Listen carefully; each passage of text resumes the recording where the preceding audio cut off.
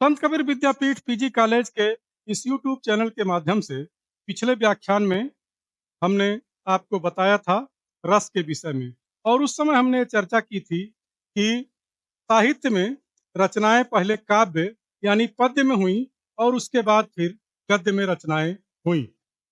पद्य यानी काव्य जो होता है उसमें अलग अलग छंद होते हैं और प्रत्येक छंद में 4 चरण होते हैं।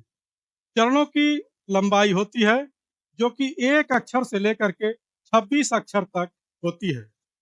अक्षरों की संख्या एवं क्रम, मात्रा गणना तथा यति गति से संबद्ध विशिष्ट नियमों से नियोजित जो पद्य रचना होती है उसको हम छंद कहते हैं। छंद शब्द छद धातु से बना है।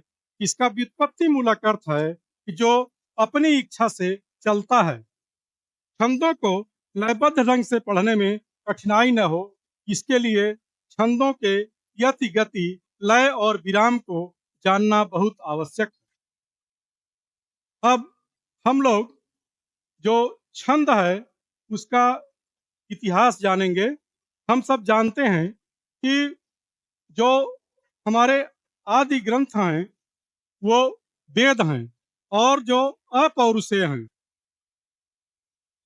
वेद के अंतर्गत ही वेदांग आते हैं और उसी 6 वेदांगों में एक छंद भी है। इसके लिए एक श्लोक आया है, छंदः पादौ तु वेदस्य हस्तौ कल्पोऽथ पठ्यते ज्योतिषामयनं चक्षुर नियुक्तं श्रोत्रमुच्यते शिक्षाघ्राणं तु वेदस्य मुखं व्याकरणं स्मृतः तस्मात् सांख्यमधीत्यैव ब्रह्मलोके महीयते। अर्थात छंद जो है वो वेद रूपी पुरुष के पैर हैं, पाद हैं। कल्प उसके हस्त हैं, हाथ हैं। ज्योतिष उसकी आंखें हैं। निरुक्त उसके कान हैं। शिक्षा घ्राण यानी नाक है। और उस वेद के में जो व्याकरण है उसके मुख हैं। तो ये जो है वेदांग हैं, था जिसमें छंद को बताया गया कि वो वेद पुरुष के पैर हैं। हमने कहा कि छंद जो है, छंद पादव तो वेदस्य, अर्थात वेद पुरुष के पैर हैं छंद। छंद शास्त्र के आदि आचार्य पिंगल हैं, जिन्होंने अपने एक रचना में सब प्रकार के छंदों का, लक्षणों का, उदाहरणों का विस्तृत रूप से व्याख्या किया है और एक ग्रंथ में लिपिबद्ध किया है। छंद 2 प्रकार के होते हैं, पहला वार्णिक और दूसरा मात्रिक छंद। जैसा कि इस शब्द से ही स्पष्ट है, वर्ण। वर्ण यानी जिस छंद में वर्णों की गणना होती है उसको वार्णिक छंद कहते हैं, और जिस छंद के चरण में मात्राओं की गणना होती है उसको मात्रिक छंद कहते हैं। अब जैसे वार्णिक छंद है आपका जो है, जो अनुष्टुप, इंद्र वज्रा आदि आपके कोर्स में हैं, वो वार्णिक छंद के उदाहरण हैं। और मात्रिक छंद में आपके कोर्स में केवल एक ही छंद है जिसका नाम है आर्या। तो ये 2 प्रकार के हो गए छंद। अब फिर आगे आते हैं, जो वार्णिक छंद है वो वार्णिक छंद भी 3 प्रकार का होता है, संवृत्त, अर्ध संवृत्त और विसंवृत्त। संवृत्त उसे कहते हैं जिसके सभी चरणों में समान वर्ण हो, यानी चारों चरणों में जो वर्ण हैं, जो अक्षर हैं, वो बराबर बराबर होते हैं। जैसे अनुष्टुप है उसमें प्रत्येक चरण में 8-8 वर्ण होते हैं। इंद्र वज्रा है उसमें 11-11 वर्ण होते हैं। तो ये सब संवृत्त छंद कहलाते हैं। अर्ध संवृत्त उसे कहते हैं जिसका पहला और तीसरा चरण बराबर हो और दूसरा और चौथा चरण बराबर हो, यानी पहले और तीसरे चरण में समान वर्ण होंगे, दूसरे और चौथे वर्ण में भी समान यानी बराबर वर्ण होंगे। उसको अर्ध संवृत्त छंद कहेंगे। जैसे वियोगिनी। तीसरा है विसंवृत्त छंद, जिसमें चारों चरणों में वर्णों की संख्या अलग अलग होती है। उस छंद को विसंवृत्त कहते हैं। जैसे चतुर्थ, यह विसंवृत्त छंद का उदाहरण है। तो आपने ये समझा कि ये जो छंद है वार्णिक, ये 3 प्रकार के हो गए। अब इसके बाद छंदों की जानकारी के लिए हमको कौन सा वर्ण लघु है, कौन गुरु है, इसका भी विचार करना पड़ेगा। तो उसके लिए एक श्लोक भी आया है और उसपे जो है बताया गया कि किस किस वर्ण को हम लघु गिनेंगे और किसको गुरु गिनेंगे। तानुस्वारो विसर्गान्तो दीर्घो युक्त परस्य वा पादांते गुरुर्जेयो ज्ञेयो अन्यो मातृको लघु। अब इसको विस्तार से जान लेते हैं। अनुस्वार से युक्त वर्ण जैसे अंग, कंग, खम, जो अक्षरों के ऊपर बिंदी लगी होती है उसको अनुस्वार कहते हैं। जिस भी वर्ण में अनुस्वार लगा होगा वो दीर्घ होगा। फिर दूसरा है विसर्गान्तो, तो जिस अक्षर के, जिस वर्ण के अंत में विसर्ग लगा होगा, यानी दो बिंदी ऊपर नीचे लगी होगी, जिसको अह, कह, खह ऐसे बोलते हैं, तो ये सब जो वर्ण होंगे ये भी दीर्घ होंगे। फिर स्वरों में जैसे आ है, बड़ी ई है, ऊ है, का, की, ये सब जो होते हैं ये भी दीर्घ होते हैं। और फिर जिसके पर में यानी बाद में संयोग हो, जैसे कृष्ण, कृष्ण है, क पर री है नीचे और आधा सड़ है, तो आधा अक्षर को नहीं गिनते हैं। आधा स और ल मिला करके, वैसे अड़ तो लघु है लेकिन आधा सा के मिलने से वो दीर्घ हो जाएगा। इसी प्रकार विष्णु है, वो भी जो है आधा स अड़ू मिल करके दीर्घ हो जाएगा। तो ऐसे वर्ण को गुरु वर्ण कहेंगे। और फिर पादांत में स्थिर वर्ण, जो पद के अंत में जो अक्षर आएगा, जैसे यह है, इसमें यहाँ घ पर विसर्ग वो लगा हुआ है, इसको भी क्या कहेंगे, दीर्घ कहेंगे। तो ये भी जो है पादांत में जो स्थित वर्ण होते हैं वो भी दीर्घ हो जाते हैं। तो ये तो हो गया दीर्घ। इसके अतिरिक्त अन्य जो भी वर्ण हैं एक मात्रा वाला, उसको लघु कहा जाता है। और इसका एक चिन्ह है। गुरु के लिए अंग्रेजी का यस अक्षर प्रयुक्त करते हैं और लघु के लिए आई, एक खड़ी पाई को लघु से संकेत करते हैं। ये हो गया लघु और गुरु का विचार। इसको भी आप ठीक प्रकार से समझ लीजिए। फिर इसके बाद गण आता है। तो हमारे जो पिंगल मुनि हैं या बाद के भी जो आचार्य हैं जिन्होंने हमारे इन छंदों का लक्षण बताया, तो उसमें गणों के आधार पर लक्षणों का को वर्गीकृत किया या उसको लिखा या उसकी जो है व्याख्या किया। तो उसको हम समझ लेते हैं। तो उसके लिए एक सूत्र है, यमाता राजभान सलगा। ये जो है इसी से कुल 8 गण बनते हैं। जैसे यह मा 3-3 अक्षरों से एक गण बनता है। यह माता से यह गण हो गया। और यह जो है लघु है, माँ जो है वो गुरु है, ता गुरु है। यानी पहला लघु होगा और दूसरा और तीसरा इसका गुरु होगा। फिर हो गया माँ तारा। माँ तारा को मगड़ कहेंगे और इसके तीनों वर्ण जो है वो गुरु हैं। फिर उसके बाद 2 अक्षर छोड़ दे, तीसरे से गिनिए, ताराज है, तो इसमें पहला दूसरा गुरु है और तीसरा लघु हो गया। फिर उसके बाद ता हटा दीजिए, फिर र से आइए, राज भा, पहला और तीसरा दीर्घ होगा और दूसरा जो है वो ह्रस्व होगा, लघु होगा। इसके बाद फिर ज भा न, ज भान में जगण कहलाता है ये, और इसका जो है पहला और अंतिम लघु है और बीच में भा जो है वो गुरु है। इसके बाद भा न स, भा न स में भा ये जो है दीर्घ है, न स वो जो है लघु है। इसके बाद फिर आ गया न स ल, इसके तीनों जो है वो लघु हैं। फिर स ल गा, ये 8वां है सलगा, इसको सगण कहेंगे और इसका पहला दूसरा जो है वो मात्रा जो है उसकी लघु है और अंतिम गा जो है वो गुरु है। अब दो ही अक्षर बचे, लय और गा। लय से लघु हो गया और गा से गुरु हो गया। ठीक, तो इतनी बात आपको समझ में आ गई।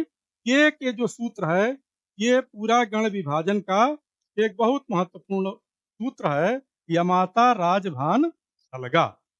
तो इसको आप ध्यान पूर्वक पढ़ लेंगे। आगे जितने भी आपके आएंगे जो है छंद, उसमें इसी के आधार पर हम ये तय करेंगे, उन सूत्रों के आधार पर, लक्षणों के आधार पर, ये कौन सा छंद है। तो इतनी बात आपको समझ में आ गई। फिर आगे चलते हैं। तो मात्रा वर्णों की गणना जो होती है, यति गति और चरण की लंबाई के अनुसार छंदों की रचना होती है। अब हमारे पाठ्यक्रम में जो छंद हैं, उनको मैं एक बार आप सबको बता देता हूं। तो वो हैं अनुष्टुप, आर्या, वंशस्थ, द्रुत विलंबित, भुजंग प्रयात, बसंत तिलका, इंद्र वज्रा, मंदाक्रांता, शिखरणी और शार्दुल विक्रीडित। ये 10 छंद जो है हैं। तो ये आर्या को छोड़ करके, आर्या मात्रिक छंद है और बाकी सब 9 जो है वो वार्णिक छंद हैं। इनको हमको पढ़ना है। तो अब क्रम से हम एक एक छंदों के विषय में पढ़ेंगे। तो पहला इसमें देखिए है अनुष्टुप। तो अनुष्टुप जब हम पढ़ेंगे, तो उसको पढ़ने के पहले मैं आपको इसका इतिहास बता देता हूँ। अनुष्टुप छंद जो है वो हमारे वैदिक ग्रंथों में भी है और लौकिक ग्रंथों में भी है। हमने जैसा पहले आपको बताया कि पहले वैदिक ग्रंथों की ही रचनाएं थी, लौकिक साहित्य में हमारे पास कोई ग्रंथ नहीं था। तो महर्षि वाल्मीकि एक हुए जो तमसा नदी के तट पर रहते थे। एक दिन संध्याकालीन स्नान के लिए वो तमसा नदी पर गए।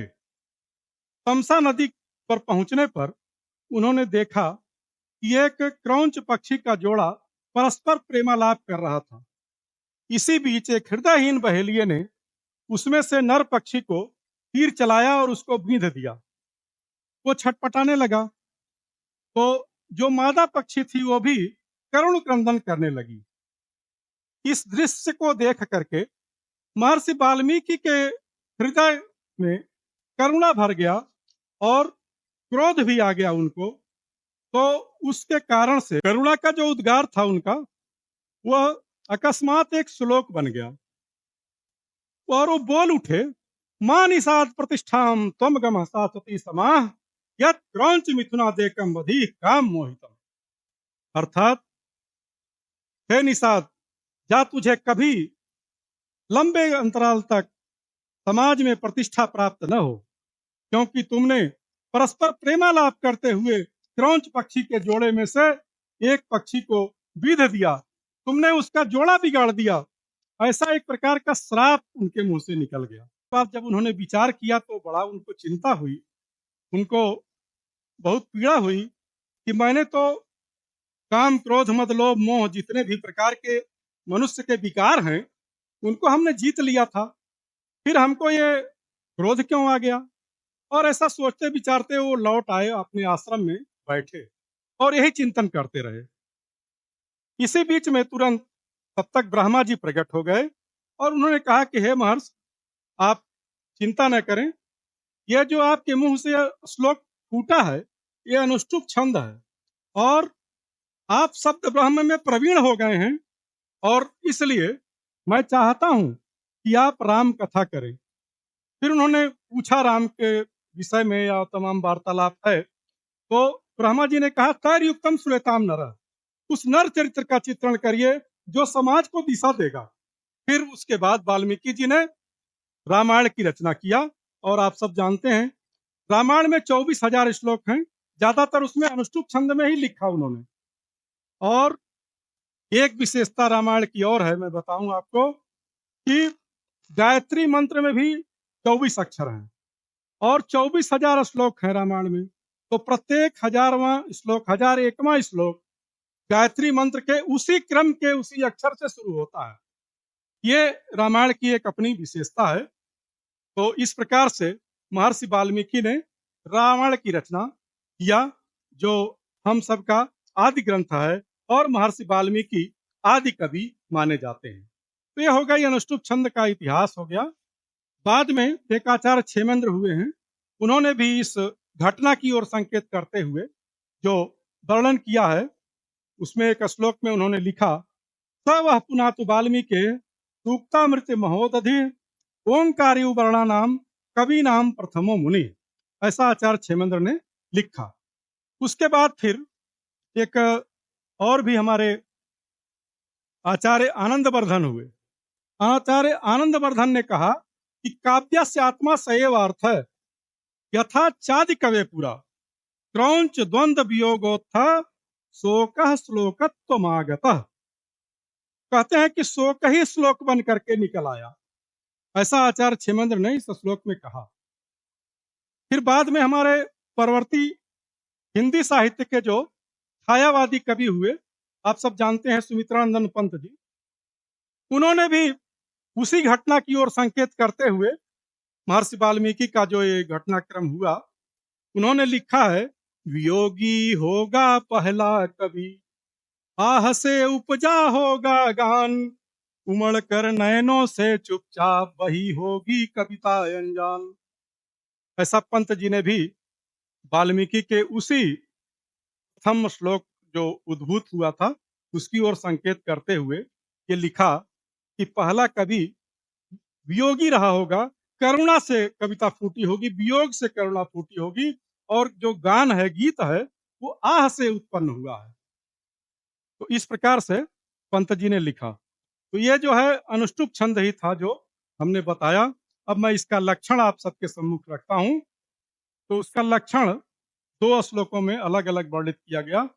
जैसा कि पहला है, पंचमम लघु सर्वत्र सप्तमम द्विचतुर्थयो गुरु षष्ठंच पादानाम चतुर्णाम स्याद अनुष्टुभि। एक श्लोक तो ये हो गया।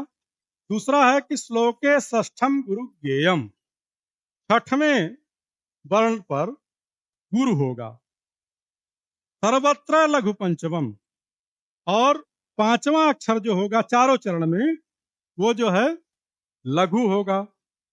द्विचतुष्ट पादयोर हर्षम सप्तमम दीर्घ मन्यते, दूसरा और चौथा पाद जो है उसमें ह्रस्व होगा, और सप्तमम दीर्घ मन्ययो, सातवां जो होगा वो दीर्घ होगा। इस प्रकार से इसका लक्षण हो गया। इसी प्रकार से एक लक्षण जो है वो हिंदी में भी आया है। ये बहुत आसान है, संस्कृत में याद करने में कठिनाई हो तो इसको भी याद रख सकते हैं।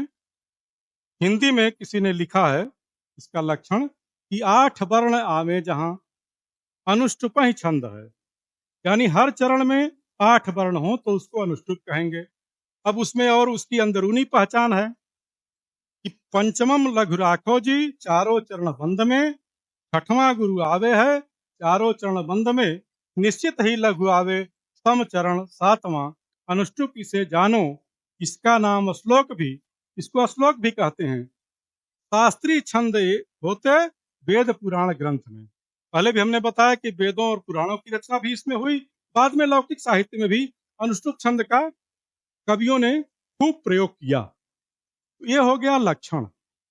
अब इसको जो है उदाहरण से समझेंगे। तो उदाहरण जहाँ लिखा हुआ है, पहला उदाहरण, मैं ऐसे उदाहरणों को रखा हूँ जो आप पहले से याद होगा श्लोक आपको, लेकिन आप ये नहीं जानते रहे होंगे कि इसमें कौन सा छंद है। जैसे हमको लगता है जूनियर कक्षाओं का ही ये सब श्लोक है जो हमने आपके सामने यहाँ रखा है, तो आप सब लोगों ने पढ़ा ही होगा। कक्षा 8 तक संस्कृत अनिवार्य विषय है। शैले शैले न माणिक्यम मौक्तिकम न गजे गजे साधो नहीं सर्वत्र चंदनम न बने बने। शैले शैले न माणिक्यम। अब देखिए इसमें पांचवा वर्ण जो है न लघु है, मा ओड़ी ये दीर्घ है। इसी प्रकार से गजे गजे में ग, फिर जे दीर्घ हो गया, फिर जो ग है वो लघु हो गया। ऐसे दूसरे चरण में आइए, ही पर छोटी की मात्रा है पर, तो ये जो है लघु हो गया। और स, अब स क्यों गुरु हो गया तो आप यही समझ लीजिए। सर्वत्र वह के ऊपर जो र लगा हुआ है तो ये हो गया संयुक्ताक्षर। तो हमने बताया था कि संयुक्ताक्षर के पहले जो अक्षर होगा वो भी गुरु हो जाएगा, तो इसलिए स भी गुरु हो गया। चंदनम न बने बने, वह ने वह, ये हो गया लघु गुरु लघु। तो दूसरा श्लोक है उसमें आप देखिए, उद्यमेन ही सिद्ध्यंति कार्याणि न मनोरथई, न ही सुप्तस्य सिंहस्य प्रविशन्ति मुखे मृगा। इसमें उद्यम के लिए बताया कवि ने कि उद्यम करना बहुत आवश्यक है। बिना उद्यम के कोई काम सिद्ध नहीं होता। केवल मनोरथ करने से, कल्पना कर लेने से कोई चीज काम पूरा नहीं हो जाता। जैसे सोए हुए सिंह के मुख में हिरण आदि जो छोटे जीव हैं वो स्वतः प्रवेश नहीं कर जाते। सिंह को भी अपना आहार पाने के लिए उद्यम करना पड़ता है। तो ये जो है श्लोक जो है ये भी आपका अनुष्टुप छंद का उदाहरण है। इसमें भी जो लिखा हुआ है ही, छोटी की मात्रा है ह पर, इसलिए ये हो गया लघु। और सी जो है ये भी गुरु हो गया क्योंकि उसके बाद में संयुक्ताक्षर है। और फिर आधा ध को नहीं गिना जाएगा, ध और य मिल करके वो भी हो जाएगा गुरु। फिर मैं लघु है, नो गुरु है और र लघु है।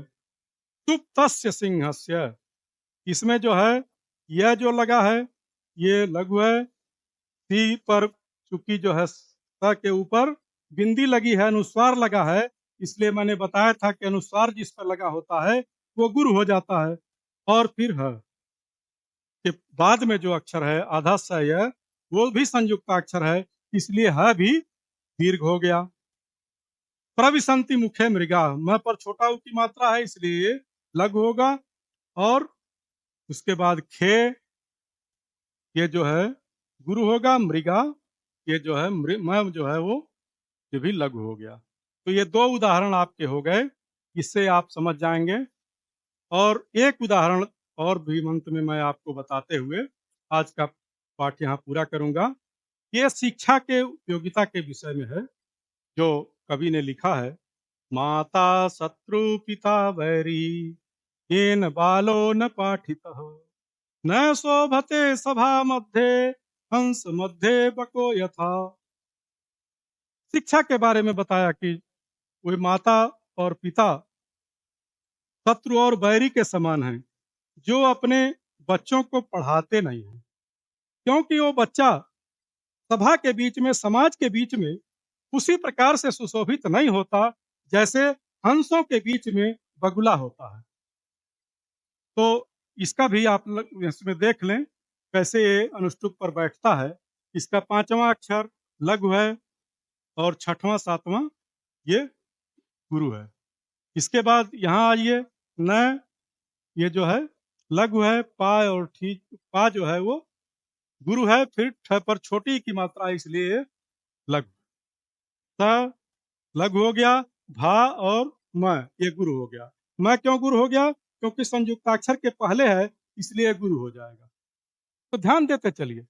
फिर इसके बाद ब को य, ब जो है वो लघु हो गया। को, इस पर ओ की मात्रा है, ये गुरु हो गया और यह लघु हो गया। माता शत्रु पिता वैरी, येन बालो न पाठितः, न शोभते सभा मध्ये, हंस मध्ये बको यथा। तो ये तीन उदाहरण हो गए। लक्षण भी तीन हमने बता दिया और इसके पहले छंद का इतिहास बता दिया, अनुष्टुप छंद का इतिहास बता दिया कि किस प्रकार लौकिक साहित्य में अनुष्टुप छंद हमारे जीवन में आया। और उसके बाद एक क्रम से तमाम विद्वानों ने काव्य रचना प्रारंभ किया। तो इसलिए अनुष्टुप छंद एक ऐसा छंद है जो लौकिक साहित्य और वैदिक साहित्य दोनों में प्रयुक्त हुआ है, बहुत महत्वपूर्ण है। इसमें सभी चरणों में आठ आठ वर्ण होते हैं, यानी चारों चरणों में 8 चौक 32 वर्ण होते हैं। इसको आप ठीक प्रकार से अध्ययन कर लेंगे और अनुष्टुप छंद आपको कभी नहीं भूल सकता। आगे हम अन्य जो छंद हमारे कोर्स में हैं, इंद्रवज्रा है या मंदाक्रांता है, शिखरणी है, सबको एक एक दो दो करके एक एक दिन में हम इसको पूरा करेंगे लक्षण उदाहरणों के सहित। आगे फिर जब अवसर मिलेगा तो हम इसी संत कबीर विद्यापीठ के यूट्यूब चैनल से आपको संप्रेषित करेंगे। बहुत बहुत धन्यवाद।